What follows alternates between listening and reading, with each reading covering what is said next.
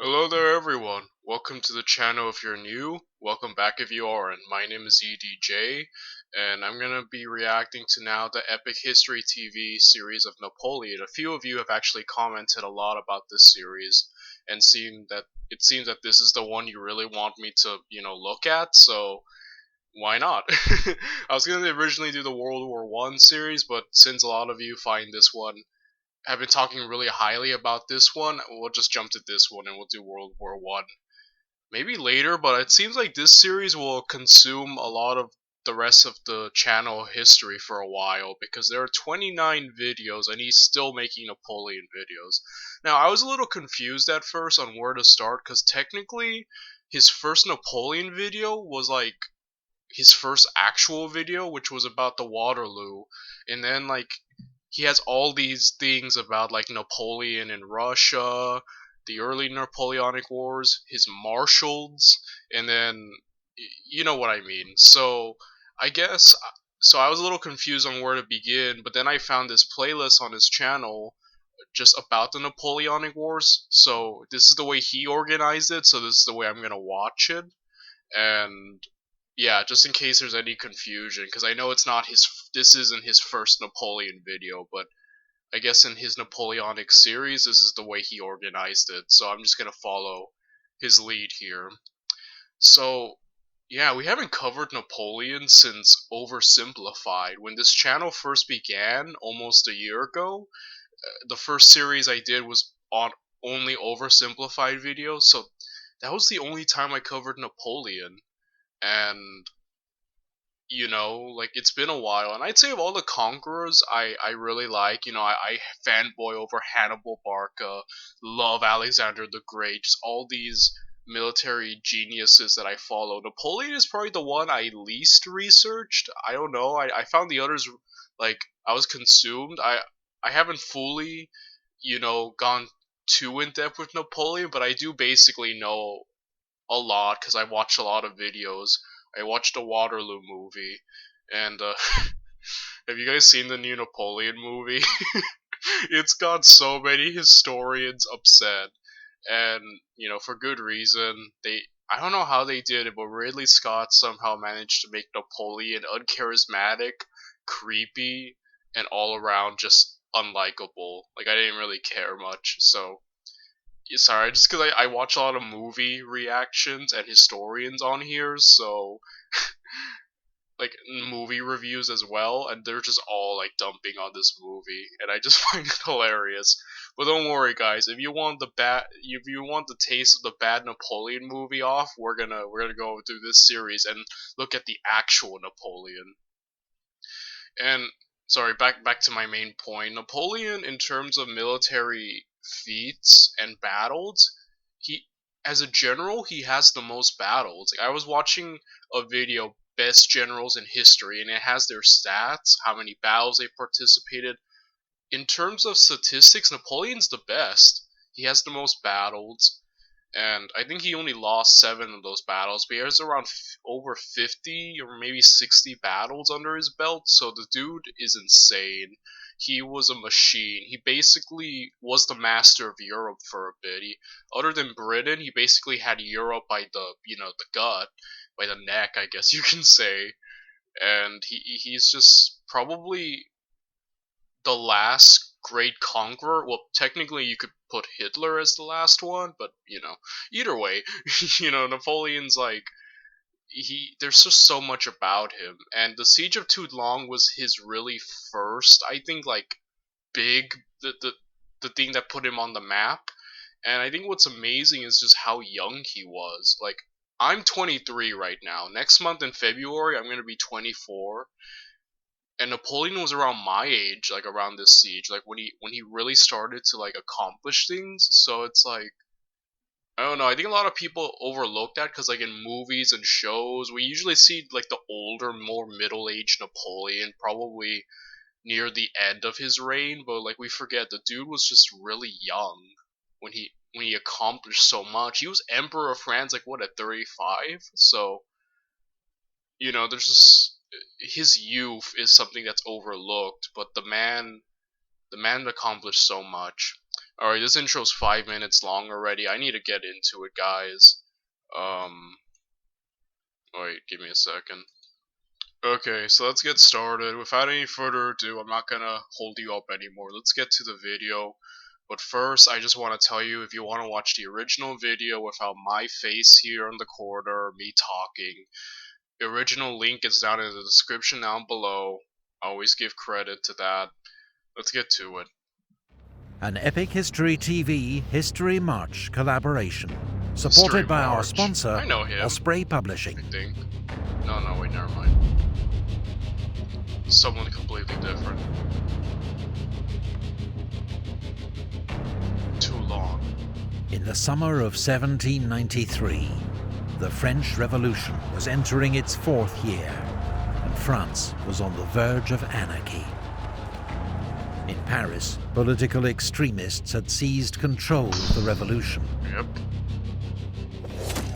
They guillotined the king and imposed a reign of terror that dealt summary justice to all suspected enemies of the revolution.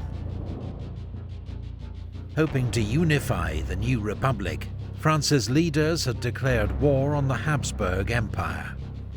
But the conflict Yeah, the other, European countries weren't happy that, basically monarchy was overthrown, and, because there was, at this time, monarchy, right? And, so that was a cause of thing. Also, Marie Antoinette was Austrian, so, that didn't help when Austria learned that she was, guillotined, which also was something else that contributed to them upsetting, the other nations.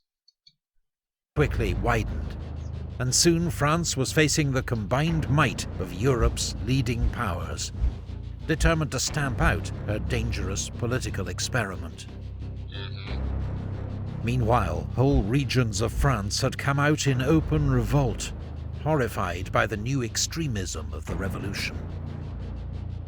In August, the Republic suffered a further, potentially fatal blow, when the city of Toulon joined the revolt.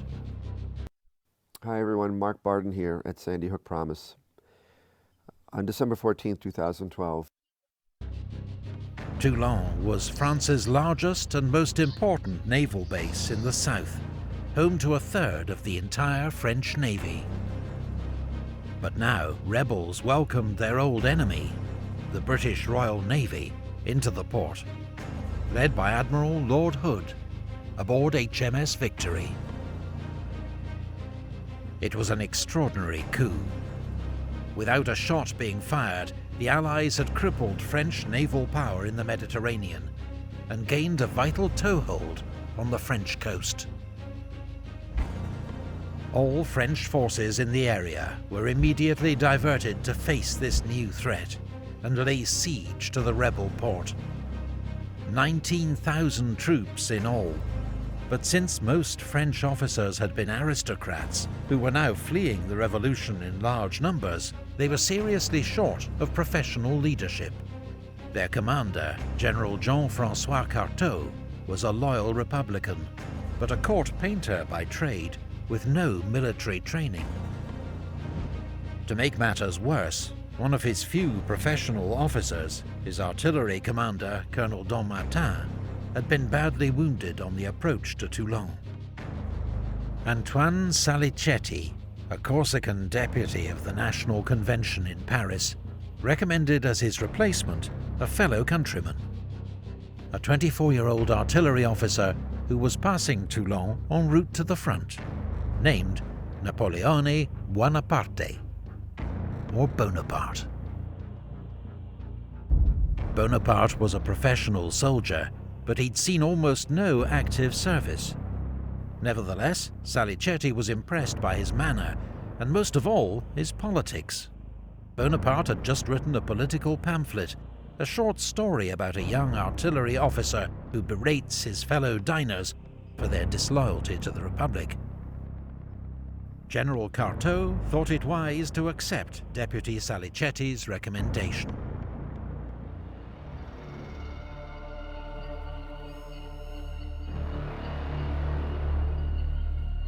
True. The great port of Toulon was well defended by city walls and a dozen outlying forts and redoubts.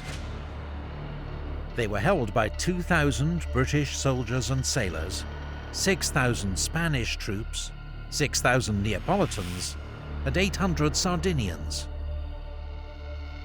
Artillery would be the key to overcoming these formidable defences. But when Bonaparte was put in command of the artillery on the 16th of September, he found himself with few cannon, not enough trained gun crews, and a shortage of gunpowder and shot. I think what's really interesting about Napoleon is that he basically really, like, artillery and like cavalry was like a huge part of his strategy. He basically like had like revolutionary like artillery methods, which really helped a lot with, you know, his battles and his strategy and tactics going forward. With relentless energy and determination, Bonaparte transformed the situation, requisitioning unused guns, training infantrymen to work them, setting up a new forge and workshop, and arranging transport from Marseille of 100,000 sandbags for constructing new batteries. Through hard work, he was ultimately able to build his force up to 64 officers and 1,500 men, manning 100 cannon, howitzers, and mortars. Within days, Bonaparte had established 2 new forward batteries with good revolutionary names, La Montagne and Sans Culottes, which brought Toulon's inner harbour within range and forced Admiral Hood to move all his ships closer to the port. Bonaparte also came up with a plan, one that would allow the French to bypass most of Toulon's defences and secure the rapid victory the Republic so desperately needed. Bonaparte argued that if Fort L'Aiguillette could be captured, which looked out across the harbour, he could fill it with heavy guns and shell the British and Spanish fleet at anchor. Admiral Hood would be forced to abandon the port and take with him the Allied soldiers that Toulon relied on for its defence. General Carteau saw the merits of Bonaparte's plan, and on the 22nd of September, French forces attacked Montcaire. But to Bonaparte's exasperation, while he'd argued for an attack by 3,000 men, the indecisive Carteau committed only 400. Not only was the attack easily repulsed, but it alerted the Allies to the danger. Within 48 hours they'd reinforced Montcaire with thousands more troops and built a new fort named Fort Mulgrave, bristling with 20 cannon. The position was now so strong, the French nicknamed it Little Gibraltar.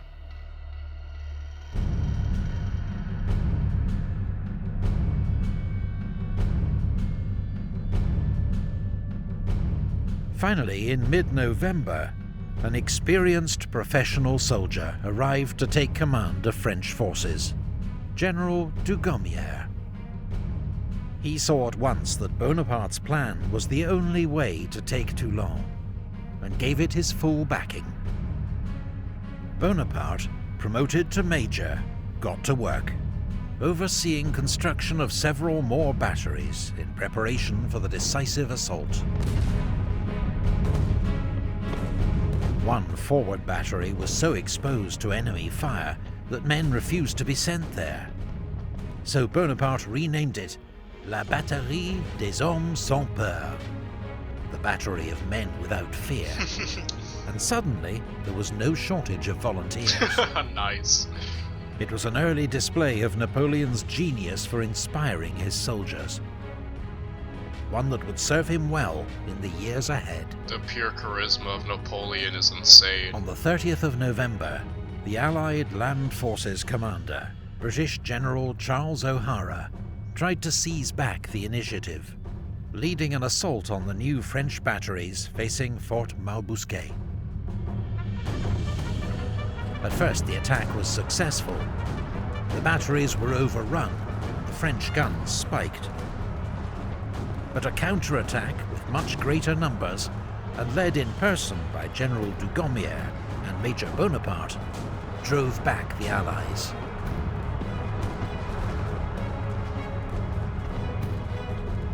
General O'Hara himself was shot through the hand and captured.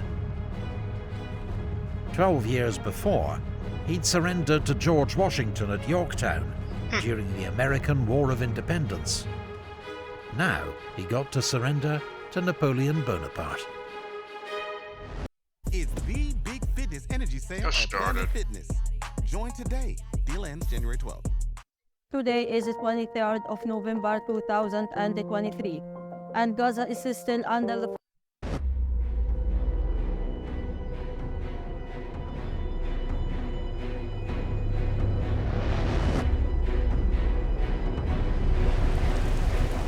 In the early hours of the 18th of December, in howling wind and driving rain, the French launched a major assault on Fort Mulgrave. The wet conditions made muskets useless except as clubs or with bayonets. Bonaparte led the second wave in person. Amid fierce hand-to-hand fighting, his horse was killed under him, and he was bayoneted in the thigh by a British sergeant, a wound that came... that was like Napoleon's like first and probably first major wound, and I think the last major one he's gotten, because I haven't learned much about if he got hurt anymore after that, but that was pretty, you know, big in terms of that. Within inches of ending his life and radically changing the course of history. Finally, the Allied garrison was overwhelmed, and Mulgrave fell to the French. Fort L'Aiguillette and Tour de la Balaquière were soon also in French hands. By the following afternoon, the French had 10 heavy guns in L'Aiguillette, placing the Allied ships within range. Admiral Hood could not expose his valuable ships of the line to such a threat. He had no option but to order an immediate evacuation of the fleet and garrison from Toulon. Small Spanish and British teams raced to destroy all the French ships and naval stores that they couldn't take with them. But amid the chaos of their departure, 18 ships of the line were allowed to fall back into French hands. A badly missed opportunity. Many French citizens of Toulon were desperate to escape aboard the Allied ships, knowing that the Republicans would inflict terrible reprisals on the city. British and Spanish ships took as many as they could, about 14,000 in all, but scores were drowned amid chaotic and desperate scenes. Others were left to face the wrath of the revolution. Republican troops entered the city the next morning, and executions and firing squads began almost immediately. For the next 2 weeks, about 200 were executed every day. Allied propaganda later blamed Bonaparte for the atrocities, but there's no evidence he was directly involved.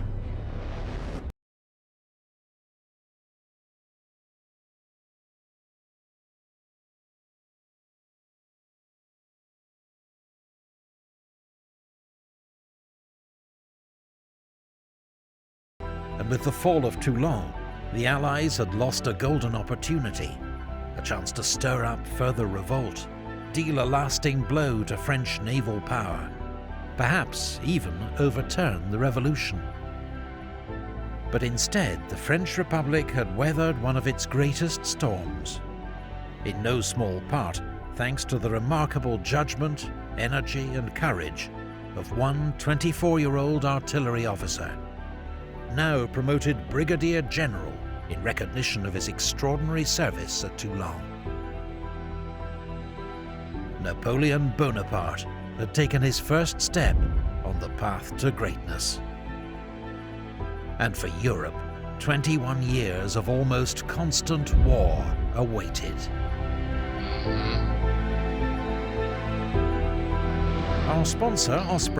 So yeah, something I forgot to mention is that Napoleon obviously participated in the battle, and I think I mentioned in the Alexander the Great series is that something that made Alexander so beloved by his men is he was one of the boys, He was there fighting, and obviously Napoleon didn't fight every battle like Alexander did, but in his early career he participated heavily, even the oversimplified mention, he was manning the cannons, he was there, hands on. He wasn't, hiding away. So that played a huge part in how he was able to inspire so many people.